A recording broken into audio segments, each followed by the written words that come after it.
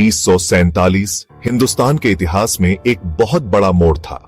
यह वह समय था जब एक विशाल उपमहाद्वीप को दो हिस्सों में बांट दिया गया। यही वो साल था जब ब्रिटिश राज खत्म हुआ और दो नए देश बने, हिंदुस्तान और पाकिस्तान। यह एक ऐतिहासिक क्षण था जिसने पूरे क्षेत्र को बदल कर रख दिया। लेकिन यह इतना आसान नहीं था। विभाजन के साथ ही एक बहुत बड़ी मानवीय त्रासदी भी आई। बहुत ज्यादा हिंसा हुई, लोग बेघर हो गए और बहुत दुख झेला। लाखों लोग अपने घरों से बेदखल हो गए और उन्हें नई जगहों पर बसना पड़ा। हिंदुस्तान का बंटवारा बहुत पेचीदा था, जिसके पीछे कई वजह थीं, तारीखी, राजनैतिक और सामाजिक। इन सभी कारणों ने मिलकर विभाजन की नींव रखी। सालों से बढ़ते राष्ट्रवाद, धार्मिक तनाव और अंग्रेजों की फूट डालो राज करो नीति का यह नतीजा था। इन सब ने मिलकर एक विस्फोटक स्थिति पैदा कर दी। देश को धर्म के आधार पर बांटने का फैसला, जिससे हिंदू बहुल हिंदुस्तान और मुस्लिम बहुल पाकिस्तान बना, इसके बहुत दूरगामी नतीजे हुए जो आज भी देखे जा सकते हैं। यह विभाजन आज भी दोनों देशों के संबंधों को प्रभावित करता है। महात्मा गांधी के नेतृत्व में कांग्रेस एक संयुक्त हिंदुस्तान चाहती थी। उनका सपना एक ऐसा देश था जहां सभी धर्मों के लोग मिलजुल कर रहे। लेकिन मोहम्मद अली जिन्ना की मुस्लिम लीग एक अलग मुस्लिम देश चाहती थी। उनका कहना था कि हिंदू और मुस्लिम दो अलग कौमें हैं। जिन्ना का मानना था कि दोनों समुदायों के लिए अलग अलग राष्ट्र ही सही समाधान है। लाखों लोगों को अपना घर बार छोड़कर नई सरहदों के पार जाना पड़ा, जहां उन्हें उम्मीद थी कि वो सुरक्षित रहेंगे और अपनापन मिलेगा। लेकिन नई जगहों पर भी चुनौतियां कम नहीं थीं। बंटवारे के बीज 1947 से बहुत पहले बो दिए गए थे। अंग्रेजों के राज में लगभग 200 साल तक राज करने वाले अंग्रेजों ने देश के बंटवारे में बड़ी भूमिका निभाई। हालांकि अंग्रेजों ने आधुनिकीकरण और विकास भी किया, लेकिन उन्होंने सामाजिक और धार्मिक फूट भी बढ़ाई। उनकी फूट डालो और राज करो की नीति ने अलग अलग समुदायों में झगड़े पैदा किए, जिससे अविश्वास और नफरत बढ़ी। इस नीति ने भारतीय समाज को कमजोर कर दिया और आगे के झगड़ों की नींव रखी। 20वीं सदी की शुरुआत में पूरे हिंदुस्तान में राष्ट्रवाद की लहर दौड़ गई। 1885 में बनी कांग्रेस आजादी की लड़ाई में सबसे आगे थी। कांग्रेस जहां सभी धर्मों के लोगों को एक करना चाहती थी, वहीं 1906 में बनी मुस्लिम लीग मुसलमानों के लिए लड़ रही थी। समय के साथ एक अलग मुस्लिम देश की मांग मुसलमानों के एक हिस्से में जोर पकड़ने लगी। बंटवारे से पहले के समय में कई बड़े नेता थे। हर एक के अपने विचार थे देश के भविष्य के लिए।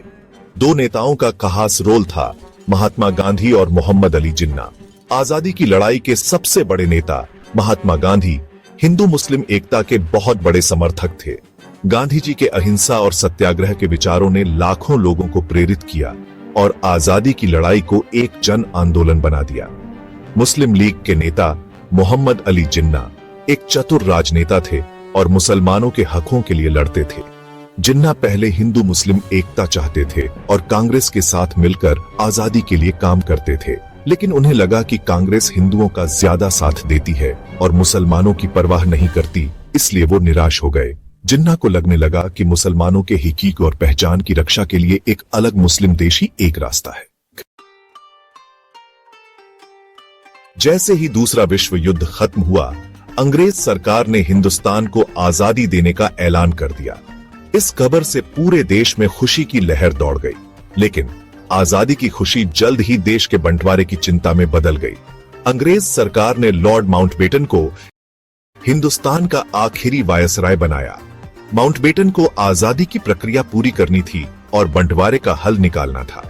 वो मार्च 1947 में हिंदुस्तान आए, जून 1948 तक सत्ता हस्तांतरित करने के लिए। हालात देखकर माउंटबेटन ने आजादी की तारीख आगे बढ़ाकर अगस्त 1947 कर दी, ताकि जल्दी आजादी देकर और खून खराबा रोका जा सके। 3 जून 1947 को माउंटबेटन ने बंटवारे का प्लान बताया, जिसके तहत दो आजाद देश बनने थे, हिंदुस्तान और पाकिस्तान। पंजाब और बंगाल के बंटवारे का काम एक अंग्रेज वकील सर सिरिल रेडक्लिफ को दिया गया, जिन्हें हिंदुस्तान का कोई तजुर्बा नहीं था और वो यहां कभी आए भी नहीं थे। रेडक्लिफ को सिर्फ 5 हफ्ते दिए गए थे। हिंदुस्तान और पाकिस्तान के बीच सरहद बनाने के लिए जो बहुत मुश्किल काम था। पुराने नक्शे और जनगणना के आंकड़ों के आधार पर रेडक्लिफ ने अकेले काम किया, नेताओं और अफसरों से बात तो की, लेकिन आखिरी फैसला खुद लिया। उन्होंने अपना प्लान, जिसे रेडक्लिफ रेखा कहा जाता है, 13 अगस्त 1947 को पेश किया। आजादी से सिर्फ 2 दिन पहले जल्दबाजी में बनाई गई रेडक्लिफ रेखा ने पंजाब और बंगाल को 2 हिस्सों में बांट दिया। ऐसे समुदायों को अलग कर दिया जो सदियों से साथ रहते थे। सिर्फ धर्म के आधार पर बनाई गई इस नई सरहद ने तारीखी, सांस्कृतिक और आर्थिक रिश्तों को नजरअंदाज किया, जिससे बहुत बड़ा उथल पुथल मच गया। रेडक्लिफ रेखा के ऐलान के बाद इतिहास के सबसे बड़े पलायन में से एक शुरू हुआ। हिंदुस्तान के बंटवारे ने एक बहुत बड़ी मानवीय त्रासदी पैदा की, जिसने लाखों लोगों की जिंदगियों को हमेशा के लिए बदल दिया। जैसे ही रेडक्लिफ रेखा की हकीकत लोगों को समझ आई, लाखों लोग अपना घर बार छोड़कर सुरक्षा और नई जिंदगी की तलाश में निकल पड़े। यह एक ऐसा समय था जब हर कोई अनिश्चितता और भय से घिरा हुआ था। इस पलायन में बहुत दुख, क्रूरता और क्षति हुई। परिवार बिछड़ गए और कई लोग अपने प्रियजनों को खो बैठे। पाकिस्तान में रहने वाले हिंदू और सिख पूर्व की ओर भागे, जबकि हिंदुस्तान में रहने वाले मुस्लिम पश्चिम की ओर। यह एक ऐसा समय था जब धर्म के आधार पर लोगों को अपनी पहचान बदलनी पड़ी। पूरे गांव खाली हो गए। जैसे जैसे समुदाय जो पीढ़ियों से साथ रहते थे, डर, शक और पुरानी नफरत के कारण एक दूसरे के खिलाफ हो गए। यह एक ऐसा समय था जब विश्वास और भाईचारा टूट गया। यह सफर खतरों से भरा था। रास्ते में लूटपाट, हिंसा और अन्य खतरों का सामना करना पड़ा। लोग पैदल, बैलगाड़ियों और ट्रेनों से सफर करते थे। अक्सर तपती गर्मी और भारी बारिश में सैकड़ों मील का सफर तय करते थे। यह एक कठिन और थकाऊ यात्रा थी।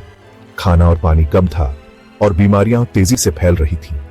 सरहद पर बने शरणार्थी शिविरों में, जहां बहुत भीड़ थी, इन शिविरों में जीवन बहुत कठिन था। बंटवारे के साथ हुई हिंसा बहुत ज्यादा और भयानक थी। यह हिंसा हर जगह फैली हुई थी। भीड़ लोगों पर उनके धर्म के आधार पर हमला करती और मार देती थी। यह एक ऐसा समय था जब मानवता का पतन हो गया था। बंटवारे में कितने लोग मारे गए, इसका सही आंकड़ा किसी को नहीं पता, लेकिन अनुमान है कि लाखों लोग मारे गए। यह एक ऐसा समय था जिसे कभी भुलाया नहीं जा सकता। हिंदुस्तान के बंटवारे ने पूरे उपमहाद्वीप के दिलो दिमाग पर एक गहरा घाव छोड़ दिया। उस समय की हिंसा, विस्थापन और मौतें हिंदुस्तान, पाकिस्तान और बांग्लादेश की यादों में आज भी ताजा है। बंटवारे का दर्द पीढ़ी दर पीढ़ी चलता रहा है, पहचान बनाता है, पूर्वाग्रहों को बढ़ावा देता है और राजनीति को प्रभावित करता है। बंटवारे के बाद हिंदुस्तान और पाकिस्तान दोनों के सामने अपने देशों को फिर से बनाने और पुराने जख्मों को भरने का मुश्किल काम था। लाखों शरणार्थियों को नए समाज में बसाना था।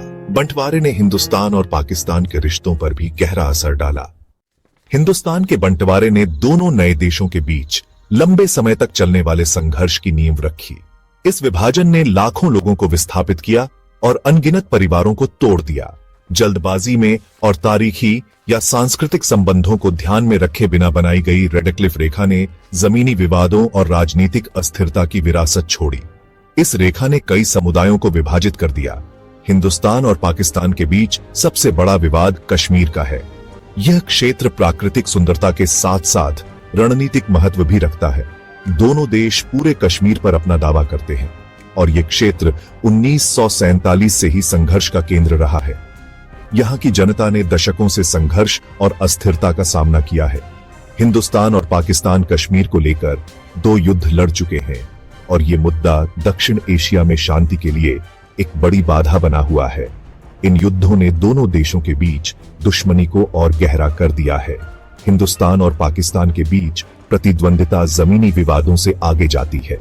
यह प्रतिद्वंदिता आर्थिक और सांस्कृतिक क्षेत्रों में भी देखी जा सकती है। दोनों देशों के पास परमाणु हथियार हैं और उनकी सैन्य तैयारी ने इस क्षेत्र में तनाव को और बढ़ा दिया है। यह स्थिति वैश्विक शांति के लिए भी खतरा बन सकती है। मुश्किल इतिहास के बावजूद हिंदुस्तान और पाकिस्तान के बीच रिश्ते सुधारने की कोशिशें हुई हैं। इन प्रयासों में सांस्कृतिक आदान प्रदान और व्यापारिक संबंधों को बढ़ावा देना शामिल है, लेकिन ये कोशिशें अक्सर आतंकवादी हमलों, राजनीतिक अस्थिरता और दोनों पक्षों के बीच विश्वास की कमी के कारण नाकाम रही है। इन चुनौतियों के बावजूद शांति की उम्मीद बनी हुई है। हिंदुस्तान का बंटवारा उपमहाद्वीप के इतिहास में एक महत्वपूर्ण मोड़ था। इसने ब्रिटिश राज का अंत किया और दो नए देशों का जन्म हुआ, लेकिन इसने हिंसा, विस्थापन और दुहक की एक लहर भी पैदा की जो आज भी इस क्षेत्र को प्रभावित करती है। बंटवारा एक जटिल और बहुआयामी घटना थी जिसकी जड़ें तारीखी, राजनीतिक और सामाजिक कारकों में थीं। जब हम बंटवारे की विरासत पर विचार करते हैं तो उस समय के मानवीय नुकसान को याद रखना जरूरी है। लाखों लोग अपने घरों से उजड़ गए, परिवार बिखर गए और सदियों से साथ रहने वाले समुदाय एक दूसरे के खिलाफ हो गए। बंटवारा शांति की नाजुकता और सहिष्णुता, समझ और करुणा के महत्व की एक कठोर याद दिलाता है। दोस्तों, यह था भारत के बंटवारे का इतिहास। वीडियो अच्छा लगा तो वीडियो को लाइक और चैनल को सब्सक्राइब करें। धन्यवाद।